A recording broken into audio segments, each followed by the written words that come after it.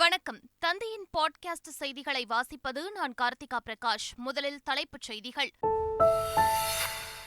3 குற்றவியல் சட்ட மசோதாக்களுக்கு குடியரசுத் தலைவர் திரௌபதி முர்மு ஒப்புதல்.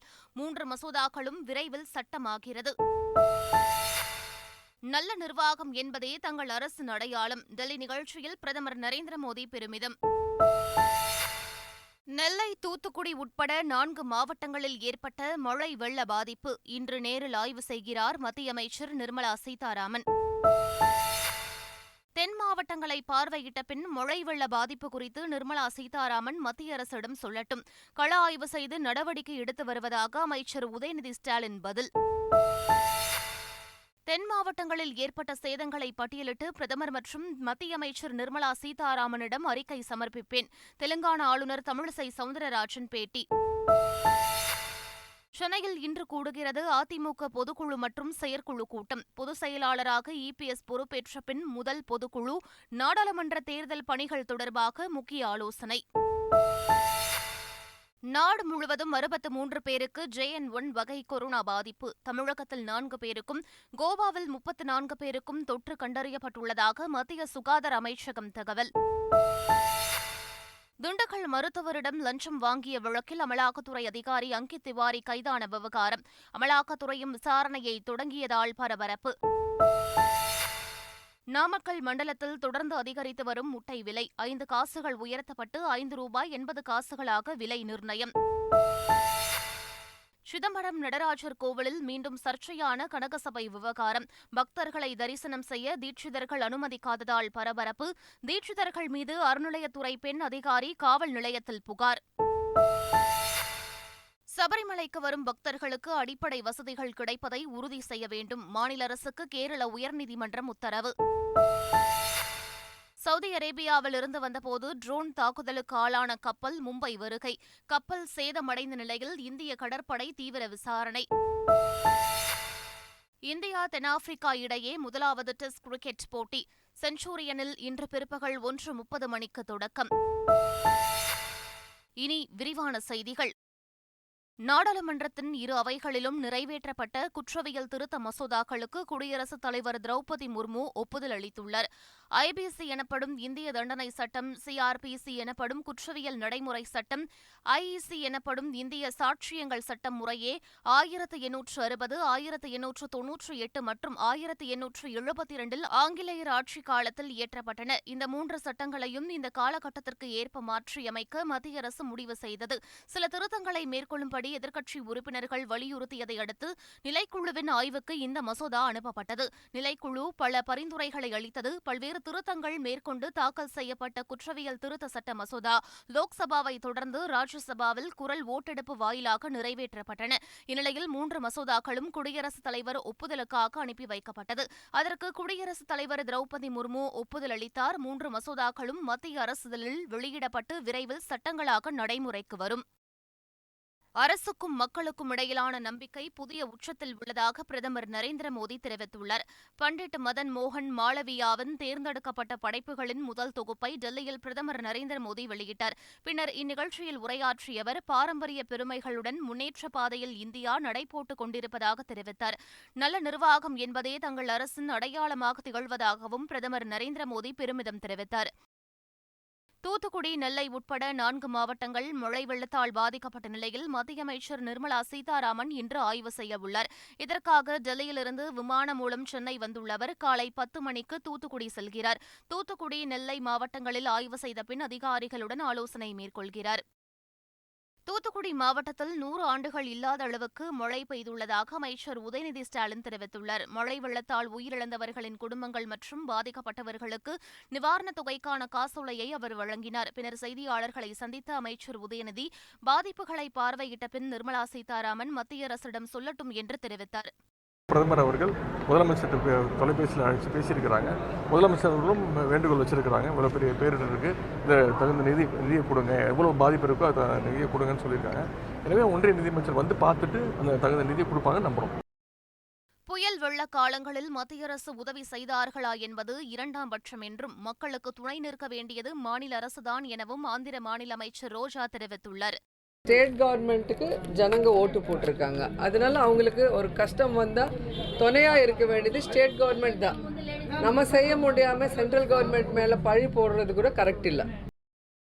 தென் மாவட்டங்களில் ஏற்பட்ட சேதங்களை பட்டியலிட்டு பிரதமர் மற்றும் மத்திய அமைச்சர் நிர்மலா சீதாராமனிடம் அறிக்கை சமர்ப்பிப்பேன் என தெலுங்கானா ஆளுநர் தமிழிசை சவுந்தரராஜன் உறுதியளித்தார். ஓட்டுக்காக ஓடி வர்ற ஆள் நான் கிடையாது. நான் என்ன பொறுத்த மட்டும் என் சகோதரர்களுக்காக நான் வந்தேன். இன்னைக்கு பெரிய ரிப்போர்ட் ஒன்று தயார் செய்து மத்தியாருக்கும் பிரதமருக்கும் நிர்மலா மேடம் வராங்க, அவர்களுக்கு நான் கடிதமாக கொடுக்கலான்னு இருக்கிறேன். தூத்துக்குடி மாவட்டத்தில் மின்சாரம் தாக்கி உயிரிழந்த மின் ஊழியரின் குடும்பத்திற்கு 5 லட்சம் ரூபாய் நிவாரணம் வழங்க முதலமைச்சர் மு.க.ஸ்டாலின் உத்தரவிட்டுள்ளார். இதுகுறித்து அவர் வெளியிட்டுள்ள செய்திக்குறிப்பில், தூத்துக்குடி அம்பேத்கர் நகரில் வசித்து வந்த முருகன் மின் கம்பத்தில் பழுது பார்த்துக் கொண்டிருந்த போது எதிர்பாராத விதமாக மின்சாரம் தாக்கி உயிரிழந்த செய்தி கேட்டு மிகவும் வேதனை அடைந்ததாக குறிப்பிட்டுள்ளார். வெள்ளத்தில் பாதிக்கப்பட்ட மக்களுக்கு தேவையானதை செய்து கொடுக்க மத்திய அரசு தயாராக உள்ளது என்று பாஜக எம்எல்ஏ வானதி சீனிவாசன் தெரிவித்துள்ளார். என்னென்னவெல்லாம் அந்த மக்களுக்கு உதவி செய்ய வேண்டுமோ மத்திய அரசின் சார்பில், அதே போல கட்சியின் சார்பில் நாங்கள் உதவி கொண்டிருக்கிறோம். தேவைப்பட்டால் என்ன வேண்டுமோ செய்வதற்கு பிரதமர் தயாராக இருக்கிறார். மழை வெள்ளத்தால் பாதிக்கப்பட்ட தூத்துக்குடியில் அனைத்து பகுதிகளுக்கும் மின் விநியோகம் வழங்கப்பட்டு விட்டதாக மின்சார வாரியம் தெரிவித்துள்ளது. மழை நின்று ஒரு வாரத்திற்கு மேலாகியும் தூத்துக்குடியில் முழுமையான மின்சாரம் வழங்கப்படாமல் இருந்தது. இந்நிலையில் போர்க்கால அடிப்படையில் சீரமைப்பு பணிகள் நடைபெற்று தற்போது அனைத்து பகுதிகளுக்கும் மின் விநியோகம் வழங்கப்பட்டுள்ளது. தமிழகத்தில் அடுத்த 2 நாட்களுக்கு ஓரிரு இடங்களில் லேசானது முதல் மிதமான மழை பெய்யக்கூடும் என சென்னை வானிலை ஆய்வு மையம் தெரிவித்துள்ளது. சென்னை மற்றும் புறநகர் பகுதிகளில் ஒரு சில இடங்களில் லேசானது அல்லது மிதமான மழை பெய்யும் எனவும் தெரிவிக்கப்பட்டுள்ளது.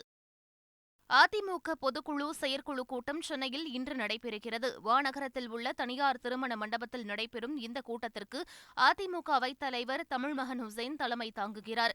அதிமுக பொதுச் செயலாளராக எடப்பாடி பழனிசாமி பொறுப்பேற்ற பின் நடைபெறும் முதல் பொதுக்குழு இதுவாகும். இதில் நாடாளுமன்ற தேர்தல் தொடர்பாக மேற்கொள்ள வேண்டிய பணிகள் மற்றும் வெள்ள பாதிப்பு உள்ளிட்ட விவகாரங்களில் அரசுக்கு எதிராக தீர்மானம் நிறைவேற்றப்பட உள்ளதாக தகவல் வெளியாகியுள்ளது. இந்தியா உட்பட 40க்கும் மேற்பட்ட நாடுகளில் JN.1 என்ற புதிய வகை கொரோனா வைரஸ் தற்போது பரவி வருகிறது. இந்த வகை கொரோனாவால் நாடு முழுவதும் 63 பேர் பாதிக்கப்பட்டிருப்பதாக மத்திய சுகாதார அமைச்சகம் தெரிவித்துள்ளது. கோவாவில் 34 பேரும், மகாராஷ்டிராவில் 9 பேரும், கர்நாடகாவில் 8 பேரும், கேரளாவில் 6 பேரும், தமிழகத்தில் 4 பேரும், தெலுங்கானாவில் 2 பேரும் பாதிக்கப்பட்டிருப்பதாக தகவல் வெளியாகியுள்ளது. நாமக்கல் மண்டலத்தில் தொடர்ந்து 3வது நாளாக முட்டை கொள்முதல் விலை உயர்ந்து மீண்டும் புதிய உச்ச விலையாக ₹5.80 நிர்ணயம் செய்யப்பட்டுள்ளது. தமிழகம் மட்டுமின்றி பிற மாநிலங்களிலும் முட்டை நுகர்வு அதிகரித்து வருவதால் ₹6 வரை முட்டை கொள்முதல் விலை உயர்த்தப்பட வாய்ப்புள்ளதாக பண்ணை உரிமையாளர்கள் தெரிவித்துள்ளனர். திண்டுக்கல் மருத்துவரிடம் அமலாக்கத்துறை அதிகாரி அங்கித் திவாரி லஞ்சம் பெற்ற விவகாரம் தொடர்பாக அமலாக்கத்துறை சட்டவிரோத பண பரிமாற்றத்தின் அடிப்படையில் விசாரணையை தொடங்கியுள்ளது. ஏற்கனவே சோதனை நடத்தியபோது தங்களை பணி செய்ய விடாமல் தடுத்ததாக அமலாக்கத்துறை அதிகாரிகள் மீது லஞ்ச ஒழிப்புத்துறை போலீசார் புகார் அளித்தனர். அதன் அடிப்படையில் அமலாக்கத்துறை அதிகாரிகளுக்கு தல்லாக்குளம் போலீசார் விசாரணைக்கு ஆஜராகும்படி சம்மன் அனுப்பியுள்ளதாக சொல்லப்படுகிறது. இந்நிலையில் லஞ்சம் பெற்ற விவகாரம் தொடர்பாக சட்டவிரோத பண பரிமாற்றத்தின் அடிப்படையில் அமலாக்கத்துறையும் தற்போது விசாரணையை தொடங்கியுள்ளது. இது தொடர்பாக லஞ்ச ஒழிப்பு போலீசாரிடம் ஆவணங்களை பெற்று அடுத்த கட்ட விசாரணையை நடத்தவுள்ளனர். சிதம்பரம் நடராஜர் கோவிலில் பக்தர்கள் கனகசபை தரிசனம் செய்ய தீட்சிதர்கள் மீண்டும் மறுப்பு தெரிவித்துள்ளனர். மார்கழி மாத ஆருத்ரா தரிசன விழாவின் தேரோட்டம் இன்று நடைபெறுகிறது. இந்நிலையில் வருகின்ற 28ஆம் தேதி வரை கனகசபையில் ஏறி பக்தர்கள் தரிசனம் செய்வதற்கு தடை விதித்து கனகசபையின் கதவை தீட்சிதர்கள் மூடியுள்ளனர். இதற்கு அறநிலையத்துறை அதிகாரிகள் ஆட்சேபனை தெரிவித்த நிலையில் தீட்சிதர்கள் மீது நடவடிக்கை எடுக்கக் கோரி தில்லைக்காளி கோவில் செயல் அலுவலர் சரண்யா காவல் நிலையத்தில் புகார் அளித்துள்ளார். பௌர்ணமியை முன்னிட்டு சென்னையிலிருந்து திருவண்ணாமலைக்கு சிறப்பு பேருந்துகள் இயக்கப்பட உள்ளதாக அரசு விரைவு போக்குவரத்து கழகத்தின் மேலாண் இயக்குநர் அறிவித்துள்ளார். அதிநவீன இருக்கை மற்றும் படுக்கை வசதி கொண்ட குளிர்சாதன பேருந்துகள், இருக்கை வசதி மட்டும் கொண்ட குளிர்சாதன பேருந்துகள் என 20 பேருந்துகள் இயக்கப்பட உள்ளதாகவும் பயணிகள் முன்பதிவு செய்து பயணிக்கலாம் எனவும் அவர் அறிவித்துள்ளார். சபரிமலைக்கு வரும் பக்தர்களுக்கு அடிப்படை வசதிகள் கிடைப்பதை உறுதி செய்ய வேண்டும் என கேரள அரசுக்கு அம்மாநில உயர்நீதிமன்றம் உத்தரவிட்டுள்ளது. சபரிமலை பொன்குன்னம் பகுதியில் பக்தர்களுக்கு அடிப்படை வசதிகள் இல்லை எனவும் இது தொடர்பாக நடவடிக்கை எடுக்க கேரள அரசுக்கு உத்தரவிடக் கோரியும் அம்மாநில உயர்நீதிமன்றத்தில் மனு தாக்கல் செய்யப்பட்டது. இதனை விசாரித்த உயர்நீதிமன்ற சிறப்பு அமர்வு மேற்கண்ட உத்தரவை பிறப்பித்தது. இந்திய கடல் எல்லை அருகே ட்ரோன் மூலமாக தாக்குதல் நடத்தப்பட்ட கெம்புளுட்டோ கப்பல் இந்திய கடலோர காவல் படை மற்றும் இந்திய கடற்படை ஆகியவற்றை கப்பல்களின் உதவியுடன் பாதுகாப்பாக மும்பை துறைமுகத்திற்கு அழைத்து வரப்பட்டிருக்கிறது. சவுதி அரேபியாவிலிருந்து மங்களூருவுக்கு ரசாயன பொருட்களை ஏற்றி வந்த அந்த கப்பல் குஜராத் கடற்பகுதியில் வந்தபோது ட்ரோன் மூலம் தாக்குதல் நடத்தப்பட்டது. இதையடுத்து விரைந்து சென்ற இந்திய கடற்படையின் விக்ரம் கப்பல் அந்த கப்பலை மீட்டு மும்பை துறைமுகத்திற்கு அழைத்து வந்துள்ளது. இந்திய அணி மிகப்பெரிய வெற்றிக்கு தகுதியானது எனவும் அதற்காக வீரர்கள் அனைவரும் மிகுந்த வேட்கையுடன் இருப்பதாகவும் இந்திய கிரிக்கெட் அணியின் கேப்டன் ரோஹித் சர்மா தெரிவித்துள்ளார். இந்தியா தென்னாப்பிரிக்கா அணிகளுக்கு இடையேயான டெஸ்ட் தொடர் சென்ச்சூரியனில் இன்று தொடங்குகிறது. இதனையொட்டி செய்தியாளர்களை சந்தித்த ரோஹித் சர்மா தென்னாப்பிரிக்காவில் இதுவரை யாரும் செய்யாததை செய்ய வேண்டும் என விரும்புவதாக தெரிவித்தார்.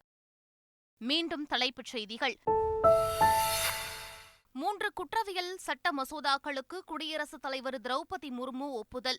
3 மசோதாக்களும் விரைவில் சட்டமாகிறது. நல்ல நிர்வாகம் என்பதே தங்கள் அரசின் அடையாளம். டெல்லி நிகழ்ச்சியில் பிரதமர் நரேந்திர மோடி பெருமிதம். நெல்லை, தூத்துக்குடி உட்பட 4 மாவட்டங்களில் ஏற்பட்ட மழை வெள்ள பாதிப்பு. இன்று நேரில் ஆய்வு செய்கிறார் மத்திய அமைச்சர் நிர்மலா சீதாராமன். தென் மாவட்டங்களை பார்வையிட்ட பின் மழை வெள்ள பாதிப்பு குறித்து நிர்மலா சீதாராமன் மத்திய அரசிடம் சொல்லட்டும். கள ஆய்வு செய்து நடவடிக்கை எடுத்து வருவதாக அமைச்சர் உதயநிதி ஸ்டாலின் பதில். தென் மாவட்டங்களில் ஏற்பட்ட சேதங்களை பட்டியலிட்டு பிரதமர் மற்றும் மத்திய அமைச்சர் நிர்மலா சீதாராமனிடம் அறிக்கை சமர்ப்பிப்பேன். தெலுங்கானா ஆளுநர் தமிழிசை சவுந்தரராஜன் பேட்டி. சென்னையில் இன்று கூடுகிறது அதிமுக பொதுக்குழு மற்றும் செயற்குழு கூட்டம். பொதுச் செயலாளராக இபிஎஸ் பொறுப்பேற்ற பின் முதல் பொதுக்குழு. நாடாளுமன்ற தேர்தல் பணிகள் தொடர்பாக முக்கிய ஆலோசனை. நாடு முழுவதும் 63 பேருக்கு JN1 வகை கொரோனா பாதிப்பு. தமிழகத்தில் 4 பேருக்கும் கோவாவில் 34 பேருக்கும் தொற்று கண்டறியப்பட்டுள்ளதாக மத்திய சுகாதார அமைச்சகம் தகவல். திண்டுக்கல் மருத்துவரிடம் லஞ்சம் வாங்கிய வழக்கில் அமலாக்கத்துறை அதிகாரி அங்கித் திவாரி கைதான விவகாரம். அமலாக்கத்துறையும் விசாரணையை தொடங்கியதால் பரபரப்பு. நாமக்கல் மண்டலத்தில் தொடர்ந்து அதிகரித்து வரும் முட்டை விலை. 5 காசுகள் உயர்த்தப்பட்டு ₹5.80 விலை நிர்ணயம். சிதம்பரம் நடராஜர் கோவிலில் மீண்டும் சர்ச்சையான கனகசபை விவகாரம். பக்தர்களை தரிசனம் செய்ய தீட்சிதர்கள் அனுமதிக்காததால் பரபரப்பு. தீட்சிதர்கள் மீது அறநிலையத்துறை பெண் அதிகாரி காவல் நிலையத்தில் புகார். சபரிமலைக்கு வரும் பக்தர்களுக்கு அடிப்படை வசதிகள் கிடைப்பதை உறுதி செய்ய வேண்டும். மாநில அரசுக்கு கேரள உயர்நீதிமன்றம் உத்தரவு. சவுதி அரேபியாவில் இருந்து வந்தபோது ட்ரோன் தாக்குதலுக்கு ஆளான கப்பல் மும்பை வருகை. கப்பல் சேதமடைந்த நிலையில் இந்திய கடற்படை தீவிர விசாரணை. இந்தியா தென்னாப்பிரிக்கா இடையே முதலாவது டெஸ்ட் கிரிக்கெட் போட்டி சென்ச்சூரியனில் இன்று பிற்பகல் 1:30 மணிக்கு தொடக்கம். இத்துடன் பாட்காஸ்ட் செய்திகள் நிறைவு பெறுகின்றன. வணக்கம்.